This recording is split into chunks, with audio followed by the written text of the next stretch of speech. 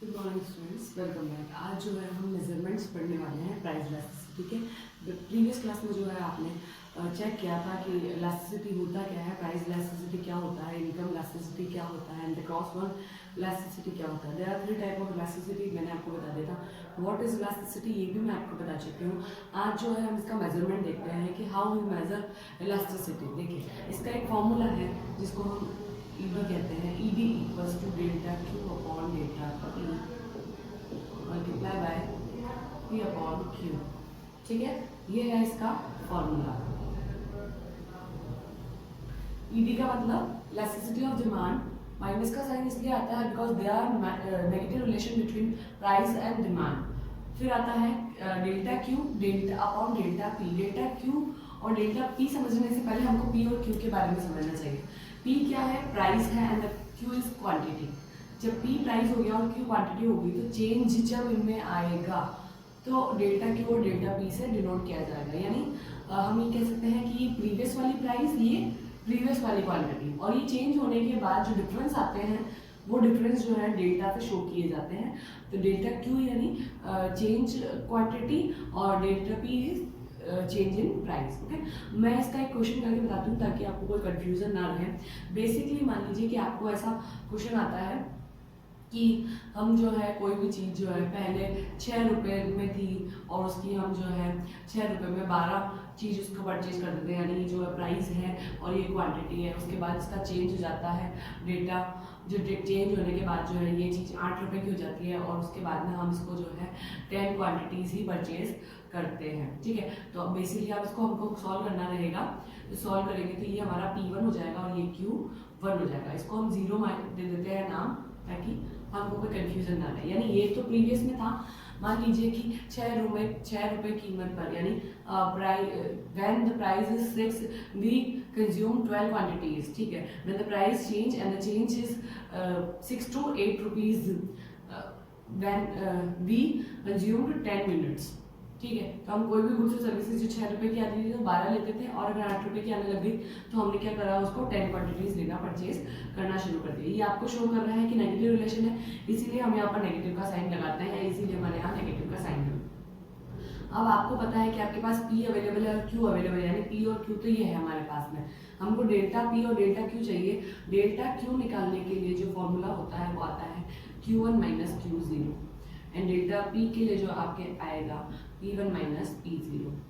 ठीक है, तो हम उसको सॉल्व करके देख लेते हैं।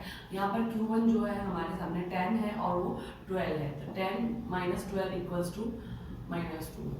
ठीक है, इसको हम 2 भी लिख सकते हैं बिकॉज हमारे प्री डिफाइंड माइनस का साइन है, तो उससे कोई फर्क नहीं पड़ने वाला है। यहाँ पर जो है हम इसको चेंज करेंगे, तो चेंज करने से जो है आप देखेंगे कि 8 माइनस P1 माइनस, हाँ, तो 8 माइनस 6 इक्वल्स टू 2। ठीक है, हमारे जो आएगा डेल्टा P और डेल्टा Q आपको अवेलेबल हो गया। अब हम इस फॉर्मूले के अकॉर्डिंग इसको सॉल्व करते हैं। यहाँ लिखा है माइनस का साइन प्री डिफाइंड आएगा आपके ED इक्वल्स टू, माइनस का साइन आता ही है यहाँ पे। डेल्टा Q जो है हमारा क्या है, 2 है। नीचे जो है आपके पास में डेल्टा P2 है इंटू P1 हमारे पास में जो है P जो है वो हमारे पास में 6 है, क्योंकि प्रीवियस वाली जो प्राइस होती है, यानी जो सबसे पहले आती है उसको हम यहाँ लिखते हैं। देन नेक्स्ट वन जो Q है हमारे पास 12 आया है। अब इसको हम सॉल्व कर लेंगे। 2/2 6 एंड 2 1/2 जो है उसको सॉल्व करोगे तो 0.5 आप कैंसिल हो जाएगा। This is the elasticity. ठीक है, ये हमारे सॉल्व करने के तरीके होते हैं। इसी तरीके के बहुत सारे क्वेश्चंस जो हैं आपके बुक में दे रखे हैं। अगर आपको कोई प्रॉब्लम आती है तो आप पूछ लीजिएगा, बट आप उनको सॉल्व कीजिएगा। मैंने आपको डेल्टा निकालना भी सिखाया है। बहुत बार आपकी बुक में जो है आपको डेल्टा ऑलरेडी दे दिया गया है, यानी डेल्टा जो है आपको अवेलेबल करवा दिया गया है। डेल्टा का मतलब डिफरेंस होता है, नॉट द लास्ट प्राइस और लास्ट क्वांटिटी। डेल्टा का मतलब होता है कि the difference between previous and present. ये प्रीवियस था, ये प्रेजेंट था। The difference between previous and present is 2 and the 2 is delta. Clear है? तो ये डेल्टा जो है आपके ट्रायंगल शेप से आप इसको शो करेंगे और इससे जो है आपका सोल्यूशन मिल जाएगा। ये फॉर्मूला हमारा मोस्ट इंपॉर्टेंट फॉर्मूला है। कभी भी आपको इलास्टिसिटी पूछी जाती है, व्हाट इज द इलास्टिसिटी या प्राइस इलास्टिसिटी या डिमांड इलास्टिसिटी, तो आपको जो है ये फॉर्मूला देना कंपल्सरी है। ठीक है। अब इसके बाद एक और टॉपिक हम आज ही कंटिन्यू करते हैं, slope of demand curve. Slope of demand curve का मतलब ये होता है स्टूडेंट्स कि आपके जो डिमांड कर्व है उसका शेप कैसा होगा। जस्ट इनके शेप नहीं कह सकते हैं, हम ये कह सकते हैं कि उसका ढाल कैसा होगा। मैंने आपको बताया कि हमारा जो डिमांड कर्व होता है वो जो होता है वो आपका कुछ इस तरीके का होता है। आपको याद है कि ये नेगेटिव रिलेशन होता है, यहाँ हम जो है प्राइस मेंशन करते हैं और यहाँ जो है हम क्वांटिटी मैनेज करते हैं, ठीक है। क्वांटिटी ऑफ डिमांड भी आप लिख सकते हैं, क्लियर।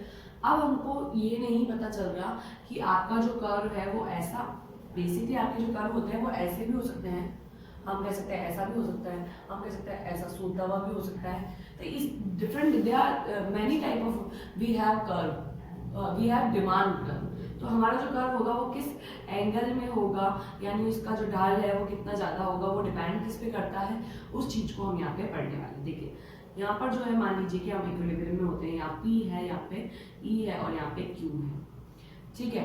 अब हम क्या करते हैं स्टूडेंट्स कि हमारा जब इक्विलिब्रियम चेंज हो जाते हैं, मान लीजिए कि प्राइस कम हो जाती है और प्राइस कम होकर जो है वो P1 हो जाती है, तो क्वांटिटीज डेफिनेटली बढ़ेगी, आपका इक्विलिब्रियम खिसक जाएगा अपनी जगह से, तो क्वांटिटी जो है हमारी इंक्रीज होगी, ठीक है।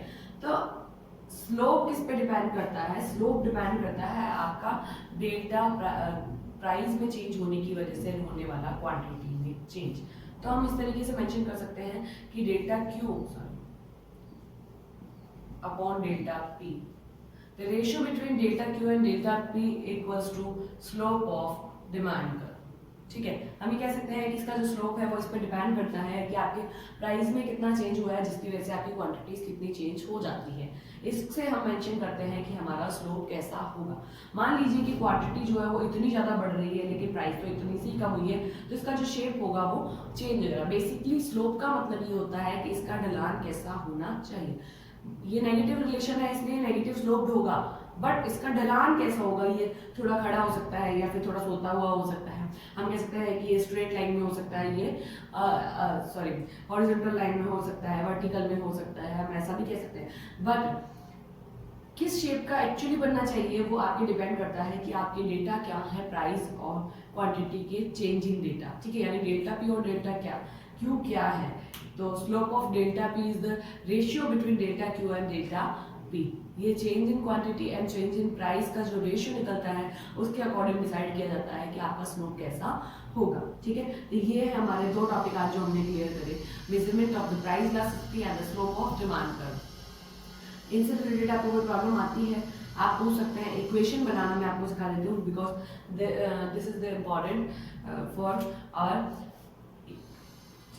टॉपिक। देखिए कि इक्वेशन जब आप बनाएंगे तो हम क्या करते हैं, पहले क्या होता है उसको सबसे पहले मेंशन करते हैं।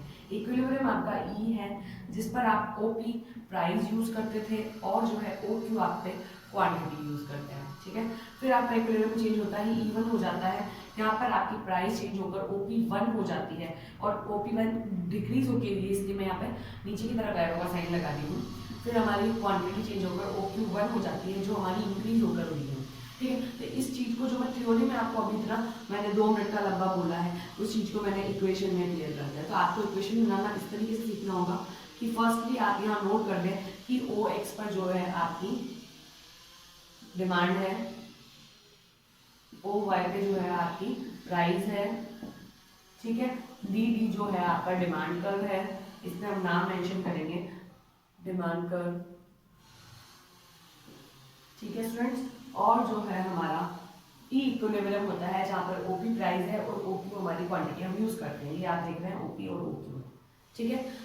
आप चाहते हैं तो यहाँ पे नंबर्स भी दे सकते हैं ताकि आपको कोई कंफ्यूजन ना हो। फिर E1 है, हमने इक्विलिब्रियम को चेंज किया, इक्विलिब्रियम खिसककर साइड में चला जाता है यानी राइट हैंड साइड शिफ्ट होता है और हमारी प्राइस जो है वो डिक्रीज हो जाती है। OP1 डिक्रीज के लिए नीचे का साइन और इंक्रीज के लिए ऊपर का साइन। ये एरो का साइन ये बताता है कि ये होने के बाद ये हुआ है, ट्रांसफॉर्मेशन के लिए साइन है, ठीक है। OQ जो है इंक्रीज होके OQ1 हुआ है, इसलिए मैंने यहाँ पर ये साइन लगाया। ये इक्वेशन बनाना आप सीख लें और आपको फिर भी कोई प्रॉब्लम आती है तो आप पूछ सकते हो। Okay, thank you.